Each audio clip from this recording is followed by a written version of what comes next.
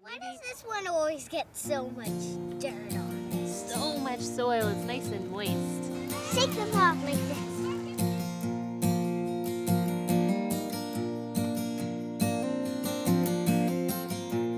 Inch by inch, row by row, gonna make this garden grow. All it takes is a rake and a hoe and a piece of fertile ground. It started in 1999 as an initiative by partnering chefs in the city of Portland who wanted to teach issues around sustainability and food in the Portland Public Schools. I had a conversation with the then head of nutrition services, and she said she was very interested in letting Abernethy create a fully combined wellness and farm-to-school program. And that program was defined by garden education, changing the way the cafeteria foods were made and served, so moving away from a heat and serve model into a made on-site model, and then also integrating what Tammy Barron felt was a really important element, which was wellness.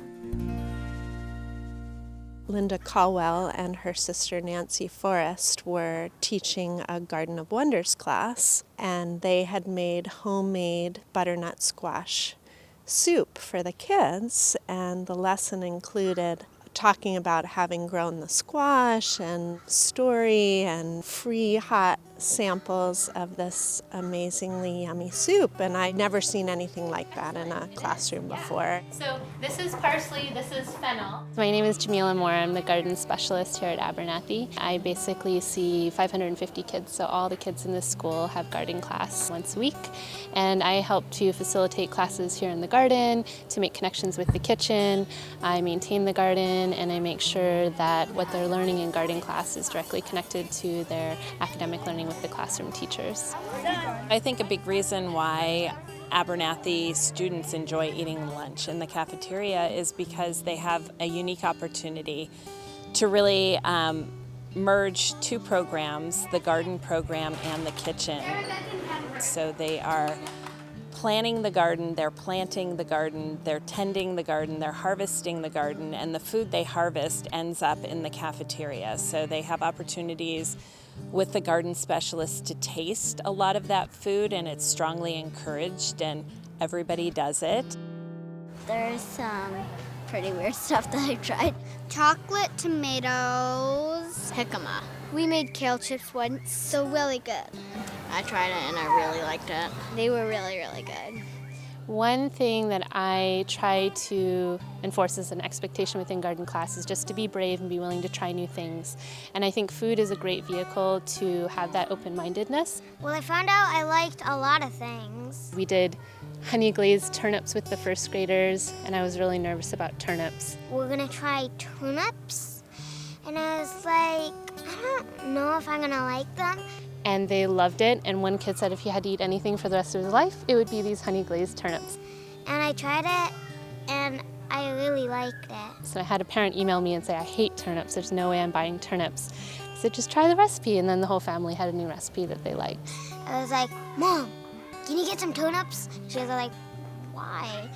It's because, and I was like, because I tried them in garden class and I liked them. And she was like, oh, great. And that's why I'm here. That's what really gives me a lot of happiness. It is fennel, yes, good job. We have the Harvest of the Month program, so that's totally aligned with what's being served in the cafeterias. And so what we try to do each month is that I would feature that fruit or vegetable in the classroom prior to it being served in the cafeteria. So the kids would have a whole lesson about it. They'd learn the nutritional benefits, the botanical information, where that plant originated. They'd do art around it. So the Harvest of the Month program is definitely key in one way that we connect with nutrition services, which is a district-wide program. Abernethy has helped to seed our Harvest of the Month, our farm to school, recipes that are used across the district, school menus that are used across the district. So it's really helped inform and grow our healthy eating district-wide. We just planted our seeds and we're growing some sunflowers and little chili peppers. We're also growing a couple of small pumpkins. So we have a lot of great things in our garden patch. We have a theme of our plot, and that's mini forest. So it's supposed to look like a miniature forest. within garden, we're also doing math, and we're doing literacy, and we're doing science projects that are totally real world. We kind of got this like grid paper and did like, okay, there's going to be tomatoes here and kale here, and that's how we kind of designed it. In the cafeteria, people are doing everything from washing trays to chopping vegetables and making sandwiches so that kids are eating healthy, balanced meals and have the experience of having good options, good choices. As much as possible, the chef in the kitchen is trying to create scratch meals. So they're cutting vegetables, they are preparing raw meat and cooking it, and they are making their own hummus. All that takes additional time, and that's not the norm in every school. And so by having volunteers, people are able to put meals out that are a bit more involved than other schools because of the time resources.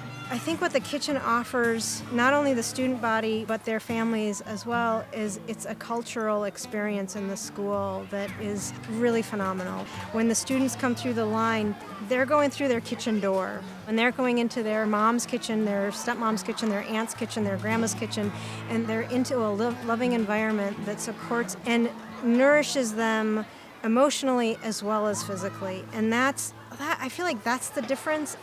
I like that they make their own salad dressing because I think it's cool that they have a really good salad dressing that isn't made by any specific company. I like dragon sauce. I like Marionberry. It works. It totally works. My kids eat fabulously well. They ask for roasted cauliflower. They ask for roasted Brussels sprouts. The ripple effect cannot be overestimated.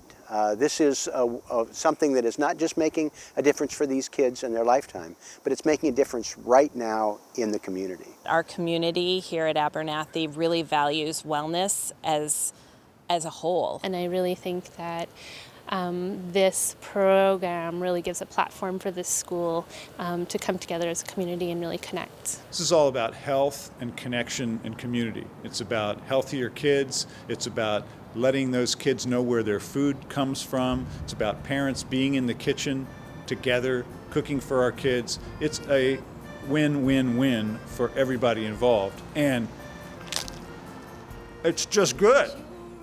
I am so grateful for what this program has done for my children, and it's not just that they've gotten a good lunch every day.